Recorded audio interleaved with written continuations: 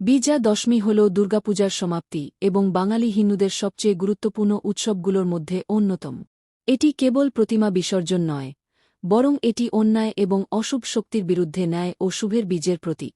এই দিনে দেবীর মর্ত্য ত্যাগ ও কৈলাসে প্রত্যাবর্তনের মধ্য দিয়ে দুর্গাপূজার সমাপ্তি ঘটে। এই দিনে দেবী দুর্গা মহিষাসুরকে বধ করে পৃথিবীতে শান্তি প্রতিষ্ঠা করেছিলেন। তাই এই দিনটিকে বিজয় দিবস হিসেবে চিহ্নিত করা হয়। বিজয়া দশমীর সবচেয়ে প্রধান রীতি হল প্রতিমা বিসর্জন।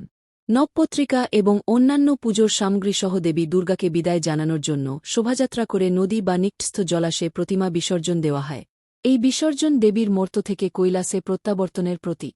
প্রতিমা বিসর্জনের আগে বিভিন্ন ধরনের আচার-অনুষ্ঠান পালিত হয়। দেবীকে সিঁদুর পরানোর পর বিবাহিত মহিলারা নিজেদের মধ্যেও সিঁদুর মাখেন, যা সিঁদুর খেলা নামে পরিচিত। অনেক জায়গায় প্রতিমা বিসর্জনের আগে দেবীর সামনে আরতি করা হয় এবং দেবীকে মিষ্টি ও পান নিবেদন করা হয়। এটি দেবীকে বিদায় জানানোর একটি প্রথা। এই দিনে বাঙালিরা একে অপরের বাড়িতে গিয়ে শুভেচ্ছা বিনিময় করে।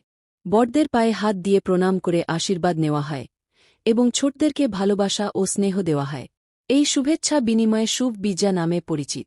বিজয়া দশমীর একটি গুরুত্বপূর্ণ অংশ হল মিষ্টিমুখ।